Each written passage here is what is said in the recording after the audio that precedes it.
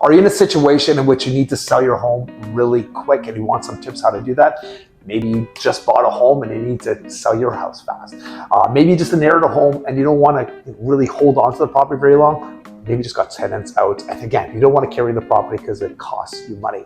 Here are your tips, 2 yeses and a no, what to do to sell your home very quickly. The first yes you need to do is yes, you need to do a deep clean. You need to depersonalize it and obviously declutter the home as fast as possible. Maybe even hire somebody. There's tons of cleaners out there or movers or downsizers that can help you with this process.